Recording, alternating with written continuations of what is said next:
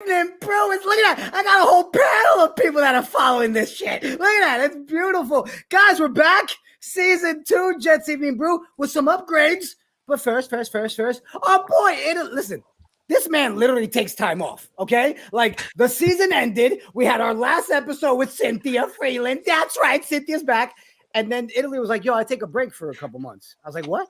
He's like, yeah, I take off. I was like, oh, my bad, VIP. This is the first time I've literally seen Italy Jet since our last episode. Italy, how are you? I'm doing good. I'm alive. I'm back from a darkness retreat after what, 2 to 6 months, something like that. I don't know. I lost count.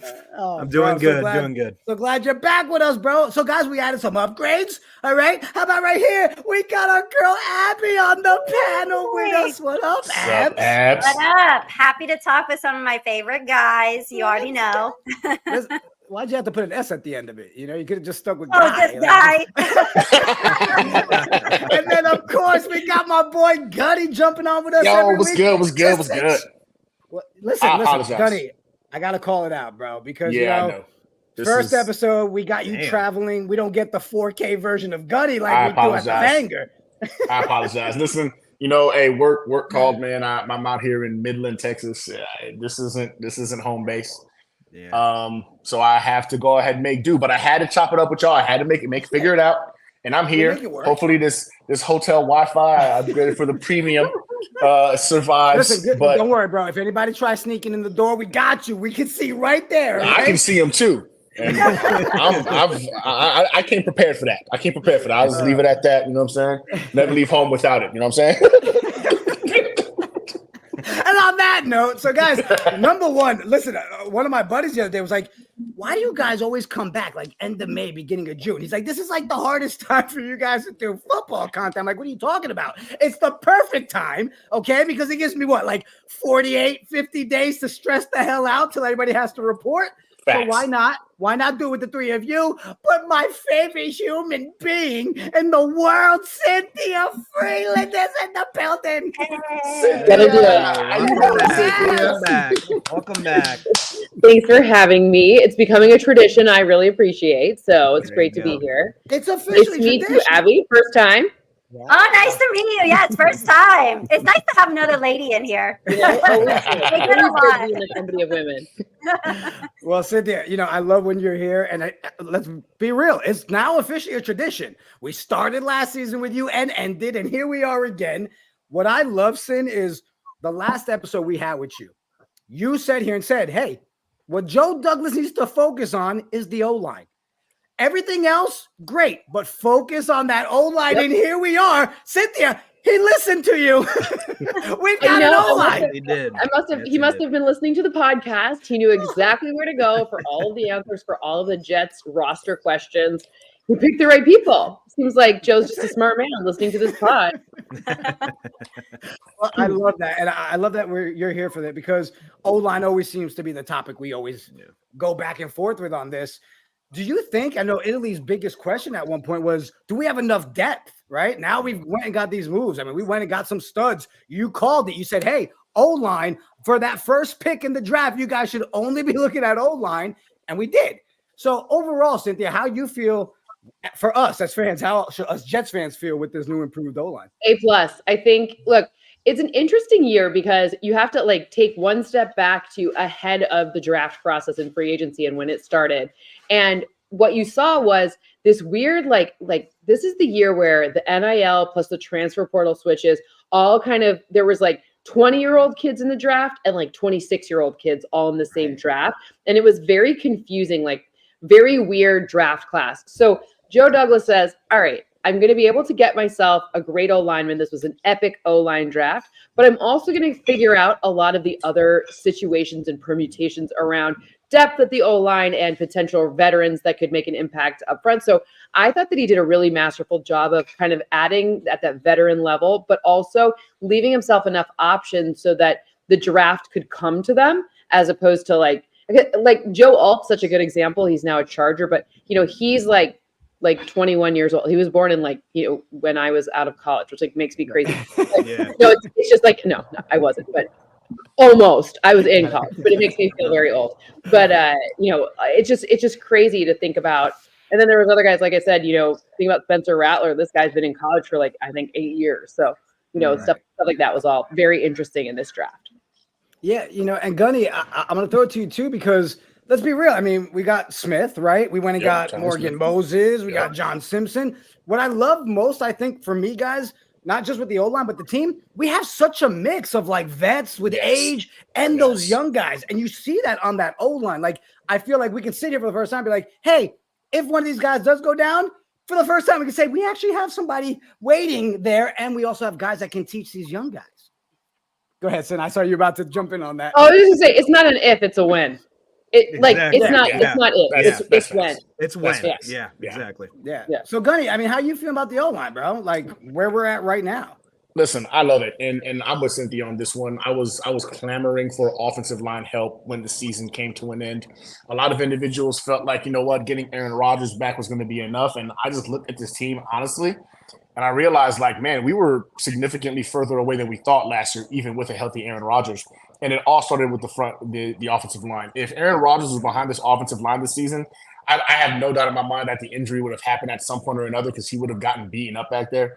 At 39 years old, you want to kind of keep that guy not taking as many hits. So in a way, I guess us having such a bad O-line and taking all those injuries and having all those mixes, kind of a good thing in terms of Aaron Rodgers getting to not get beat up this year. We've done what we had to do in terms of making sure that wasn't going to be an issue this year. I love the Olu pick. I mean, I was team O-lineman the moment the season ended. We all talked about it. Everybody was talking about it. I was live with Yeah, no, I was live. live. Me and Alvin were pounding on the ground for freaking offensive linemen. The whole Brock Bowers thing missed me with that. I wanted O-lineman. I understood the Roma Dunze thing, but I still wanted O-lineman. I think what Joe Douglas did, I'll be the first to admit I was shocked, to be honest with you. I did not think that he'd be able to fix the offensive line in free agency. Right. I thought that was going to be, we'd be able to get somebody here and there. I thought Bakatari might be the best acquisition we made in terms of an offensive lineman in free agency. And somehow, some way, Joe D came out with Tyron Smith, who just come off of an all-pro season. You got Morgan Moses, who was the 10th ranked right tackle in football last year with one arm, mind you. And Morgan Moses, who really kind of shined through last year, coming out of his shell. Let's not forget, we also have guys like freaking Tittman, who really kind of showed out in the back half of the season last year. Exactly. Elijah Vera-Tucker, knock on wood, he comes back and he stays healthy. This is a very, very good O-line, again, on paper. So I'm pumped about it. I'm excited about it. I think right now, having that kind of front in front of Aaron Rodgers is going to go a long way to seeing him literally be able to dice up defenses, and I can't wait to see it. Nice. So two things. One, I want to bounce off of that a second, because did you guys, anybody see the Tom Brady interview today where he was talking about O-lines? Yes. And I thought, listen, you guys know me. I'm never one to give praise to Tom Brady for anything, all right? Yeah. But listen, the more this man talks, and when he talks football, you got to put the Jets fandom aside. And you're like, damn, this man knows his shit. He's not on the team anymore. You can like him now. Right, now it's okay. I can say it out loud. I don't know, Cynthia. It was a long time. It was 20 plus years. Little years. It's going to take us a while. It's going to take us a little while. Traumatized. But I love what he said, right? He's like, because a lot of our fan base were always like, oh, well, Rodgers will make that O-line better. But I loved what Brady was saying. Like, yes, quarterbacks can play a part, but it's really the coaching. It's how they gel together. It's all that. So that's why, again, that veteran presence and that young together, to me, I just feel like for the first time in forever, I can go into a season saying, oh, my God, we have an O-line. Granted, last year we felt like we were going to have a good season. That ended 4 plays in, Cynthia. That's just bad luck. That's not bad planning. You know what I mean? Like that happens. It's part of the game, but it's unfortunate luck. A little too much with the Jets. A little too much with the Jets, though. I mean, let's be honest. I'm gonna throw this one to you first, Sin, because we have to talk about it. The Haason Reddick situation seems really weird. Is it over-exaggerated? Is it a reason for concern? What should we be believing here? I mean, 1 minute it's like he's a liar. He doesn't, but I don't know, Sin. I think the fact that it's so dramatic is the actual problem. Kind of regardless of how it nets out, the fact that it's like we don't have clarity. Usually what happens is someone will say something will be said. We'll all be like, whoa. And then they'll be like, this thing that comes out, like, relax. It's just that, like, and then it just feels calm. I just don't feel that way about, like, that's just kind of where I know. Like, I think the fact that it's brewing makes it more of a problem than the actual initial problem. Like, the reaction is always worse than the action, if that makes sense. You know? Can we also point out the fact that she threw a brewing in there? How on brand was that? It's like she's a pro or something, Sin. Abs, I want your thoughts on it because, you know, we haven't really been able to talk about it, but where are you at with the whole Reddick thing? Because our fan base, I mean, yesterday I saw how many videos that came out. It's like, Reddick is a liar. I'm like, wait, hold on. Like, there's no court session. Like, we're not going to wait to find out the details. Where are you at, Abs? I mean, players do this all the time. And it's never over dramatized by any other organization. It's simply because the Jets, and you know how New York media is and how the media is with the Jets. And then it happens simultaneously around Aaron Rodgers missing mandatory minicamp. And so I think that's why it's gotten blown up. But I mean, there's tons of reports that have been going around. You know, we've all seen all the rumors. They were on one page at one point in March. Now they're not. He changed his mind. You know what I mean? I think the Jets, if they were smart, they had to have seen this coming and had to have planned for it in some way. So eventually I think a deal is going to get done. We're in June. We need to relax and calm down. I mean, look how we were when free agency first started. JD did nothing, okay? And then we woke up. So I don't think there's any reason to panic right now. I just, again, the media just going with it because, again, Aaron Rodgers, and that's why I think it got boosted up. It's just the timing of everything. And the Jets have unfortunate luck with all of it. You know, and I may catch a little heat from it, guys, but I don't see the situation as detrimental as everybody else does because to me, he was never in the game plan from the get, right? We knew he was bonus. Like that was like, oh shit, where'd this come from? Right. So to me, it's like, why are we making it such a big deal? Let them do what they got to do. There was talks obviously beforehand that they had some sort of agreement, but at the end of the day, we were still going into this without Huff and knew what we had. We're like, okay, well, McDonald's going to step up. So it's like, to me, it's just another distraction, but a good one because it gives a shit to talk about on Jets Evening Brew. Yeah. I mean, it's true, though. Neat content. It's true, though. Cynthia, here's another fun one. Why is everybody but the Jets mad about Aaron Rodgers? Dude, it's always the headline. Always. Darkness retreat, this retreat. It's fine. It's fine.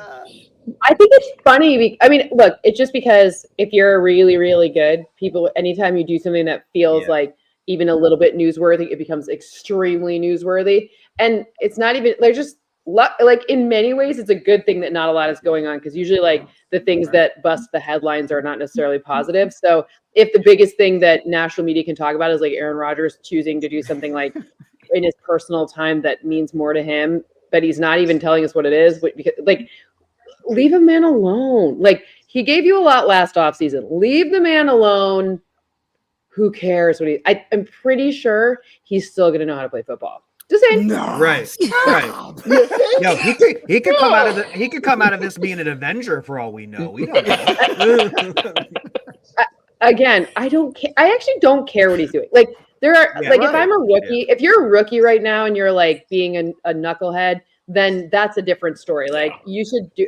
This is a person who's been in the league forever and he knows what he's doing. He's a multiple-time MVP. He has a Super Bowl ring. Like what does he say? RELAX. That's my Who cares? It's ridiculous. Yeah, you know, and it's funny because you said it, right? It's always just a storyline. Because last season was, is he gonna show up for the press? Look what he did with Green Bay. He won't even show up. And he was like, wait, no. He showed up to everything. And then this time we're all like, no, it's okay. Let him go do what he's got to do. Yeah. All right, I had to get your there. He was there the week before and the day before. He was there all off every OTA, so far. Every voluntary OTA. He's been here. But nobody wants to talk about that. Let's just go ahead and blow up the fact he missed 2.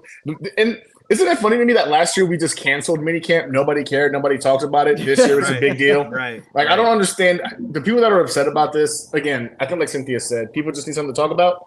And hey, it's got us talking about it, so it's working, right? The clickbaiters need something. But you know what, I also look at it as when it's topics like this that our fan base is not bothered by, then you know it's just media attention because we're all like, what? You know? I mean, it's very funny. I mean, I guess in part my dog is barking. He even thinks it's stupid. Wait, hold He knows on. something. I'm cutting you off. Did you get another one? Uh-huh. Right, because I saw the picture of the lovey cuteness of dog. Guys, there listen, you you go. guys know me and my positivity. I saw The only thing better than one rescue dog is two rescue dogs. Yeah. That's winning. That's winning. Yeah, they're I'm really sorry, good I got dogs. distracted. Yeah. Squirrel. And they love each other. They like wrestling right now. So if I look, I'm watching them like they're both. Why am I looking this way? Like I'm like, where? I can't see it. They're great. Yeah, no, they're great dogs. But we got a second one, and his name is Clyde, and he's very sweet. So nice. So Cynthia, you know what? I've got another topic that I had to have with you because you and I actually know a little bit about Qwan'tez Stiggers. Okay, we do. You know, so for people that don't know, Stiggers actually played for the Fan Control Football League, right? When COVID, the year after COVID, he was there, he played. Well, Cynthia was one of the people for the Knights of Dejan team. I was covering that. That's how Cynthia and I got together. So we got to witness a lot of Stiggers. Full moment circle. The dude is here on the Jets. What are your thoughts with what you've seen from Stiggers, and do you see him being a piece for us?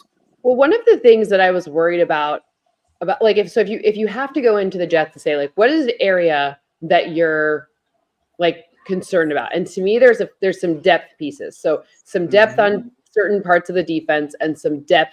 To me, wide receiving core, you could always have more, especially when you have Aaron Rodgers, right? So when you have a piece like Stiggers, so for people who don't know, there's some different rules in the Fan Control Football League. So it's as if you're practicing in a very, I don't want to use the word controlled, in a very like specific way that really it allows. What I see is that it allows skill position players and defensive kind of corners and safeties to really hone in, like red area for them should be an area that they've gotten more reps in based on how the format of play was in the Fan Control Football League. So I think when you're looking for people who like, we all would like to have like the Eagles secondary. Everybody would love to have that problem, but you don't have that problem. You don't get to do that. So, but if you're looking at ways where you can find like sort of players that maybe people don't really know as much about, that was a good way to look at it because they were so focused in those drills, in those areas,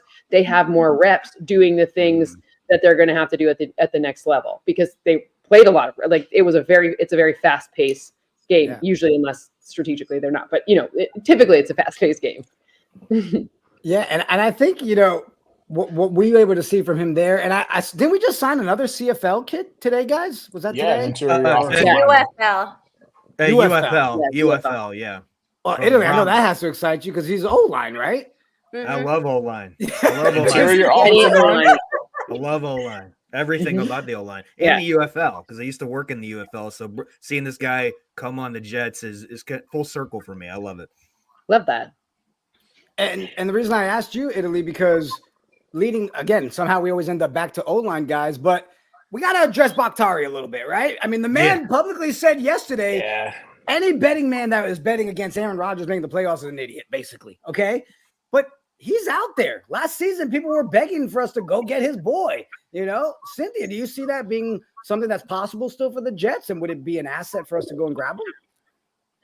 Well, the problem with Bakhtiari is that he's, at least to my knowledge, the injury factor is high.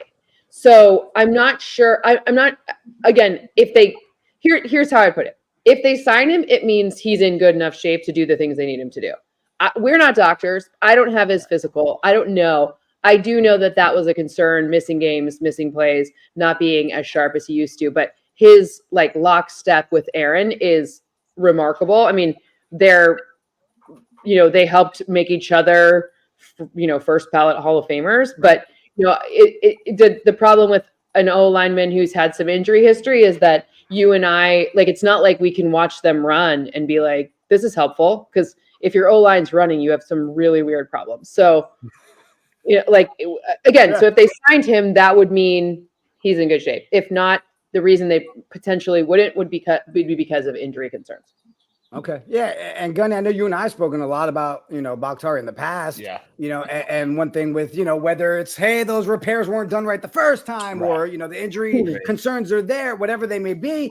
But I think the other piece too, and I saw somebody dropped in the chat, I think it was Connor maybe, or someone, Jets mess. But then the other side, right? We can't afford Bakhtiari. Yeah. Like, there's a lot of moving pieces. You still have the Haasans. There's just so much that can be done. But what I wanted to say, and Cynthia, correct me if I'm wrong, I am tired of hearing we can't afford anything. Because the way I see some of these other teams sign everybody, keep everybody, like this money gets printed out of nowhere. Why are we the ones that are always like, oh, we can't afford it? Well, you are paying Aaron Rodgers quite a bit of money. Okay, that's there we go. The first thing. That's one thing, Details. The other part is, it is now, it's June. So one of the benefits of, if Bakhtiari is healthy later on, potentially he would take a pay cut, because sometimes people just want to win at certain points, right? Like, that's a good way to go. So at least maybe right now, and by the way, there's a little strategy with veterans not to sign before all of these camps and OTAs and stuff, because you know what they don't want to do? They don't want to come. And it's, and they don't want this media story like, hey, Aaron Rodgers missed today because he had, I bet you, like, a friend got married or something, like something he actually wanted to do for his wife, right? Like,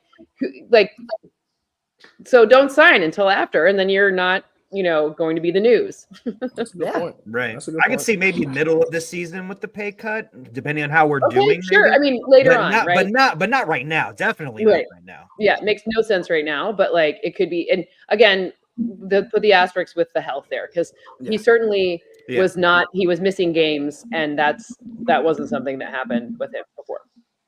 Well, I'm going to take something from what you said there. You brought up the possible maybe concern. Always good to have extra depth at wide receiver. I know for me personally, I think the signing of Williams was fantastic. All it took was a tail, egg, and cheese, which was great, super cheap. What else is out there that you think receiver-wise how should I phrase this? Is there a receiver out there, Cynthia, that you think the Jets would benefit going after? Or do you even see us even bothering when they look like they still have high hopes for Lazard? I think they're in good shape. I think any of the 5 key positions, okay, so quarterback, let's put that one aside. But, wide receiver, cornerback, left tackle, pass rusher. Right now, if you don't have a left tackle, you're in trouble. Same thing with pass rusher. So kind of put those 2 aside. But those are those 5 marquee positions that I talked about. If you see a corner or a wide receiver at any point in the year that could help you, you're at least going to entertain the opportunity to grab them. It's just because, look at this wide receiver market. It is bananas. And it's not going to get any less bananas anytime soon. So maybe a tight end could be interesting, but that's a different topic. But I don't think there's anyone that they should be. In other words, we can address the elephant in the room. I don't think that they're going to go after Brandon Ayuk in any way, shape, or form. Okay, thanks. Show's over. Yeah.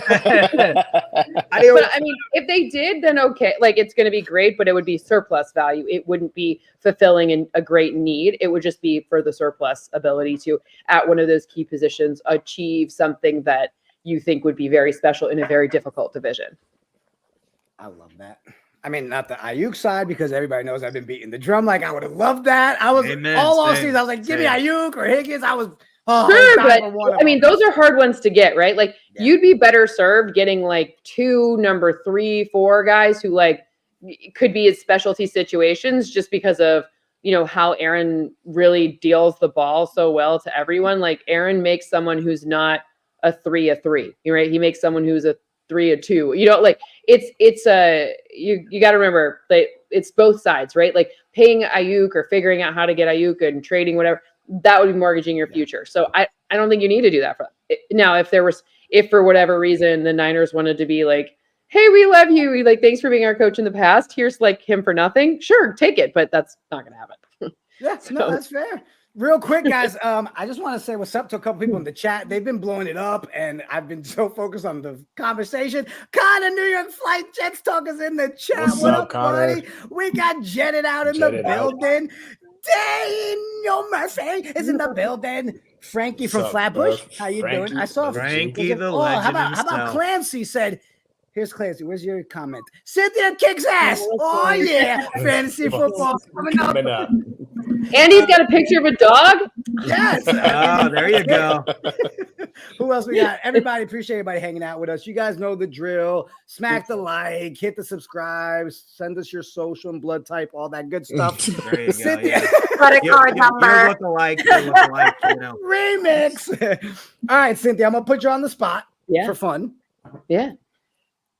I want it real while we have you a little longer. And guys, I'm gonna throw it around to you as well. First one I want to go with is running backs in the AFC East. Okay. Where are you putting Brees in the top 3 based on the AFC East?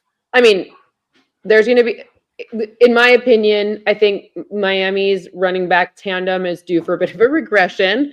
Not because I don't think that they're very talented, but remember their O-line is new. There's different guards. A lot of their success last year, remember, a pendulum swinging of outside zone runs were the thing. Now people are running on the inside. If you have a new guard, problem time. So I think that could be a regressive situation there. And situation there.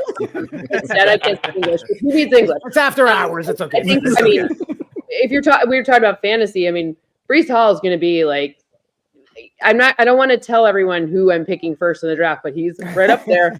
I think that's a really smart, solid, and in terms of win share, meaning like how much they're actually contributing to their team's ability to win it. I don't think that it's a question. I don't think anyone in Buffalo is contending for that. I don't think, it would really come down, in my opinion, to Miami, or because they were so incredible last year. But I'm really worried. The guard is a really important position, especially for how fast Tua gets rid of the ball. And when you kind of change that ability for someone to rush the quarterback quickly, and they don't have those quick run plays able to execute as well, that's really going to be, it's going to be a difference maker. They're going to have to shift their style a bit. So that's where I think that regression comes in. Plus, like, Breece healthy, let's just do the math there. That was one running back. No line. Yeah, that's what I'm saying. With the no line. Yes. Yeah. All right, so I figured we go with Cynthia first on that one, but then I figure what I'm gonna do is I'm gonna go to you guys for different positions, and then I'm gonna let Cynthia judge your ranking. I love leading. All right, so Abby. Oh boy. Abby, you go first. All right. Well, let's do wide receivers for you. All right. Garrett Wilson. Let's just focus on Wilson. Where are you ranking Wilson in the top 4? With our AFC East. Because we all know there's kind of one dude right out there at the top, and Garrett Wilson's my guy. I still think Tyreek is sitting right at number 1. And I was on someone's live on TikTok the other day, and we were arguing about Garrett Wilson and Waddle. I'm gonna go ahead and put Garrett Wilson number 2, though.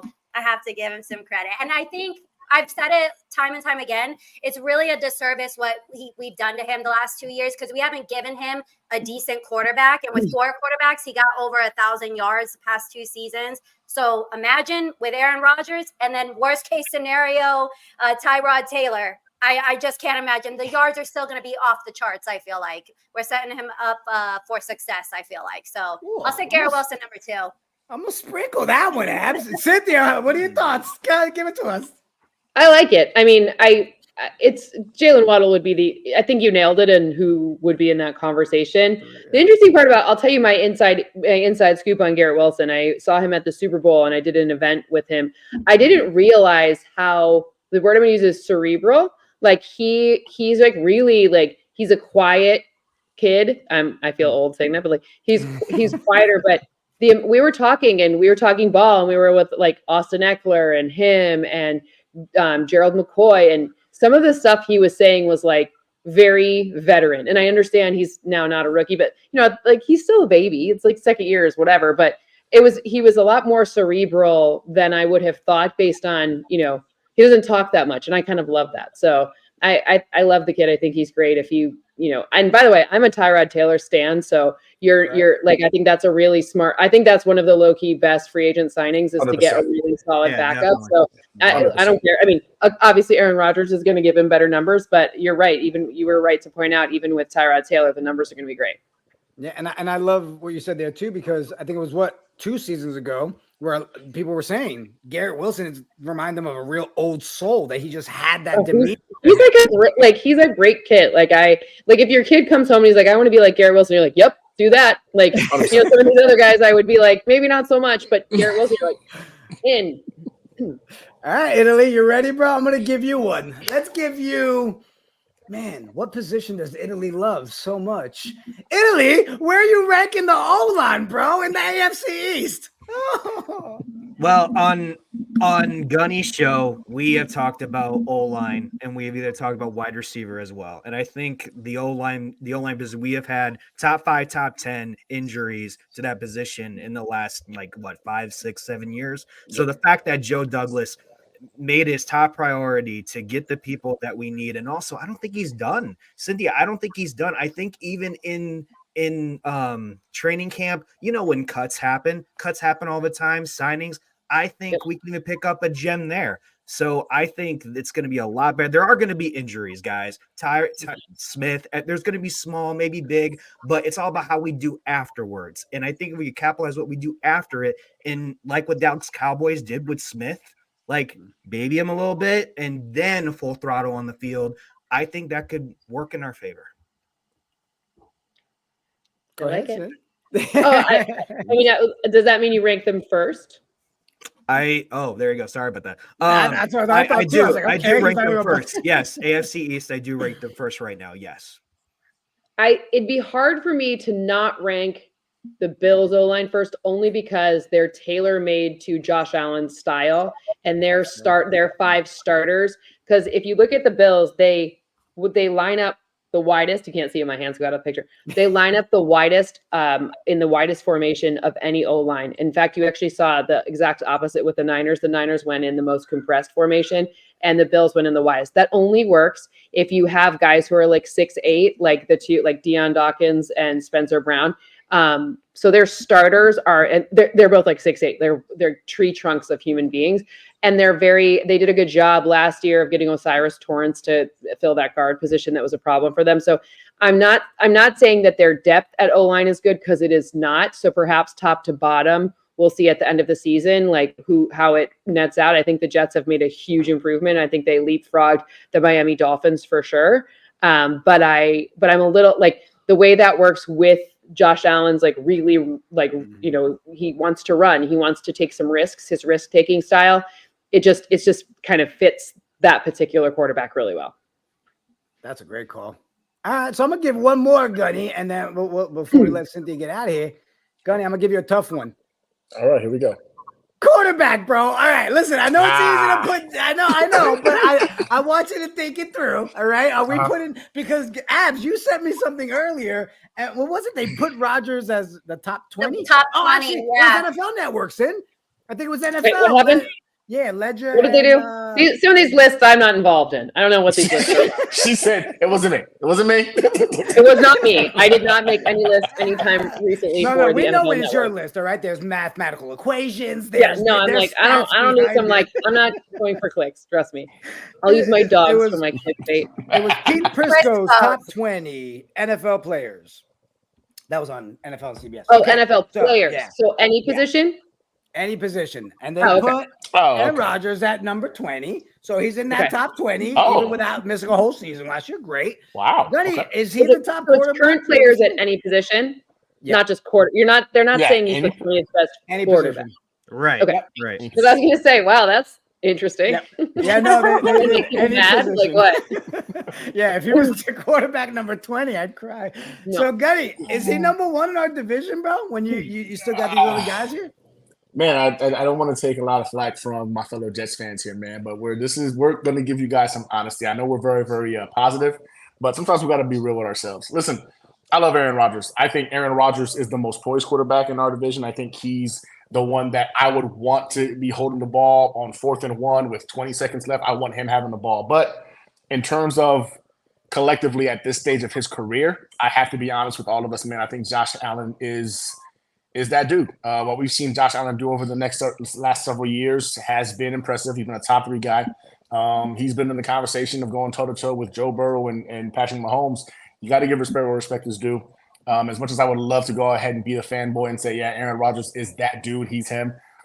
We don't know, right? The last time we saw Aaron Rodgers play football, he was a top 10 quarterback in the NFL, statistically speaking. We're hoping he's still within that realm at the age 40 season, coming back from an Achilles injury.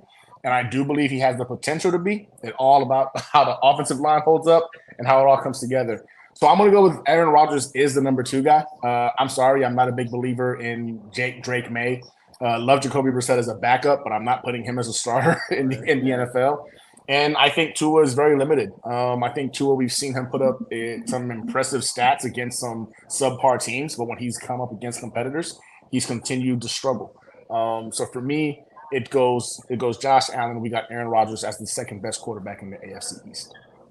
I think I think you put that so well, especially your reasoning. We don't know.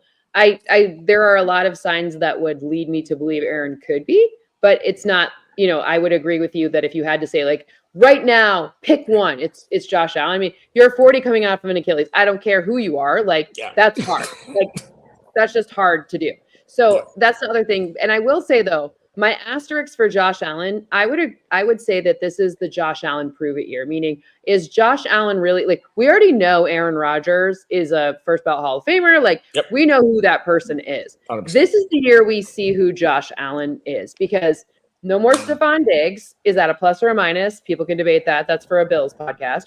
A lot of very difficult defensive concepts made just for him. As you've seen, he's gotten a lot of respect from defenses because people are ready for his style of play.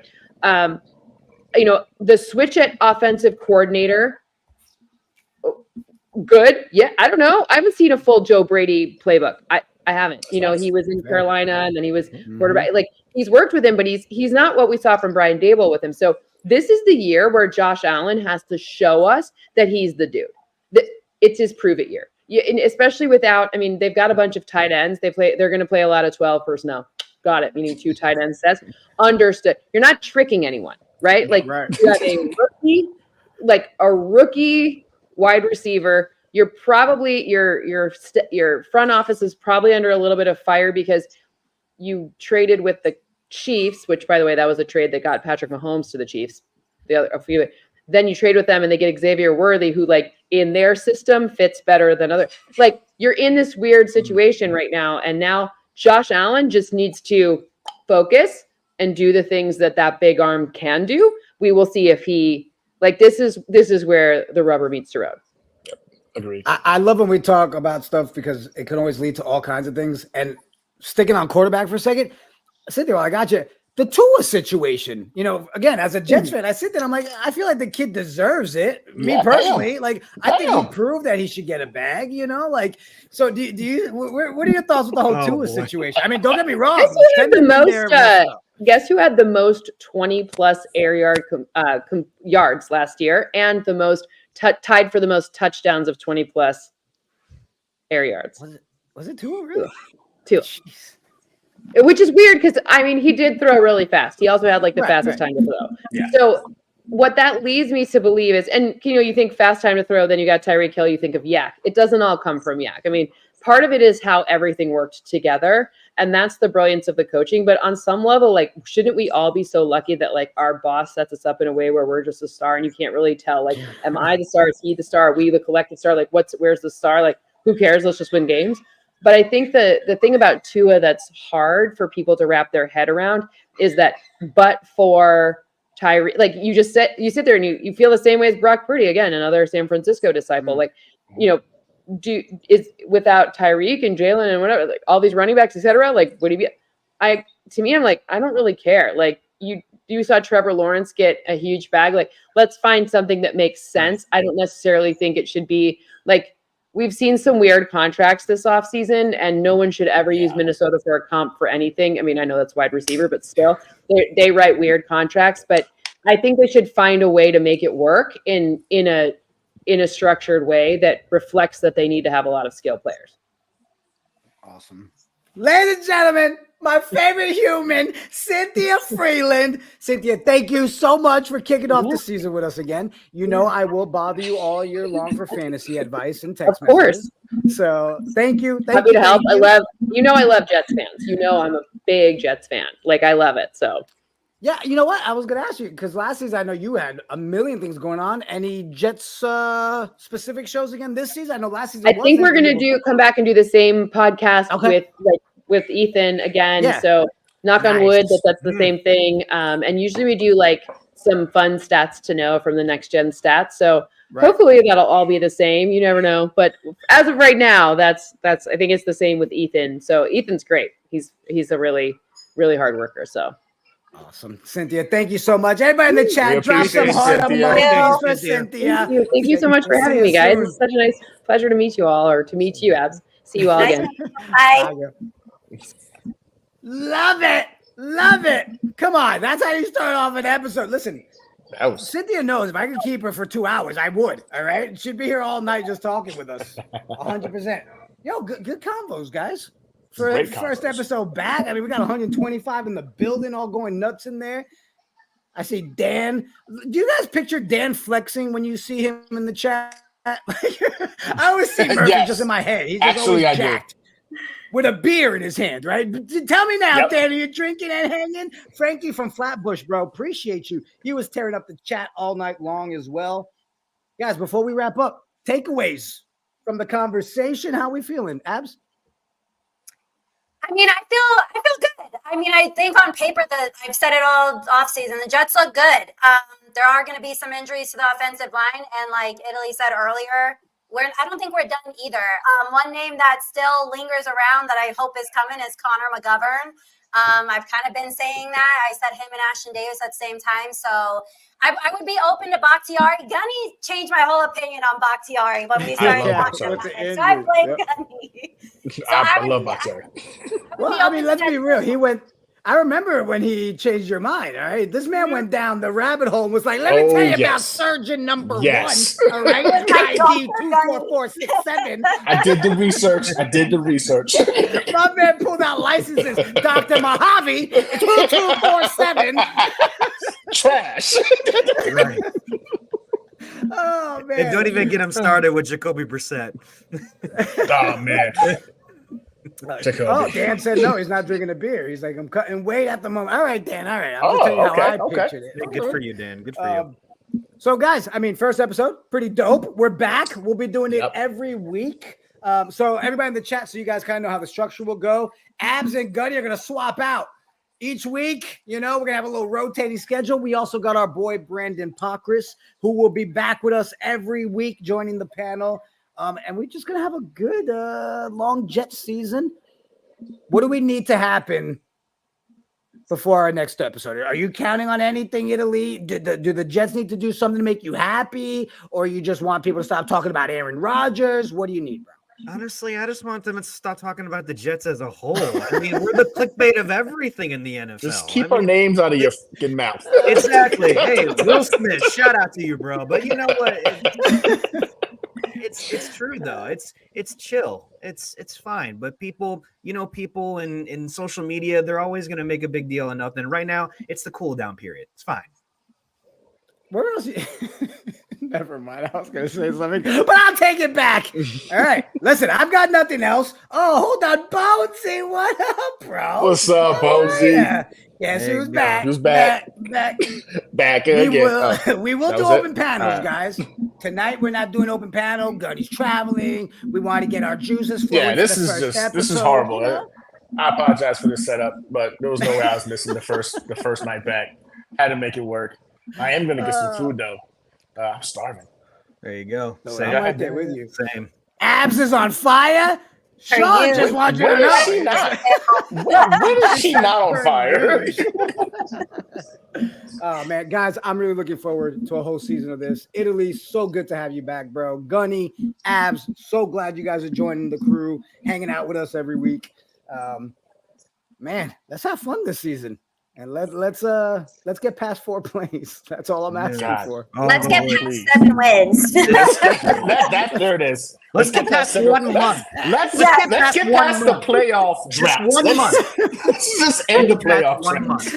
You know what is funny though, Gotti? Is everybody, like we talked about, everybody's making such a big deal about Aaron Rodgers not being there, right? And us Jets fans were like, it's okay. Keep him in a fucking bubble. I don't care. Just get us together. Keep him there. Fine. Listen, they there did was the a same thing with rumor Reese. that came out that said he went to one of those Isahuanga, whatever the hell it's called. retreats. Ayahuasca, the good shit. Ayahuasca, the good shit. Tomatoes, Ayahuasca tomatoes, man. retreat. Tomatoes, tomatoes. Listen, and all I said was this: if that man needs to go do that to get his mind mentally and emotionally good to go, I don't care. Take it, because the Where's last my time he went on one of invite? those retreats, Avengers. y'all realize the last time he went on one of those retreats, he had back-to-back MVP seasons. That's the last time he went on one of those retreats. So by all means, Aaron, if you're at one of your retreats, my guy, enjoy it. Enjoy the visions, whatever it is you need to do. Get your mind right, get your spirit right, so that way your body's right for the season. I can care less. Last time he went on a trip, he came out and decided he wanted to be a Jet. So listen, This is whatever also happens true. on these darkness retreats, it's They're in our positives. favor. Yeah. All right? Whether it's ayahuasca or ashakaka, whatever good Or he called it. darkness, whatever he wants to do. Whatever. Literally, I don't care where he's at. I only do because I'm chismosa, and I want the cheese man. I just want to know.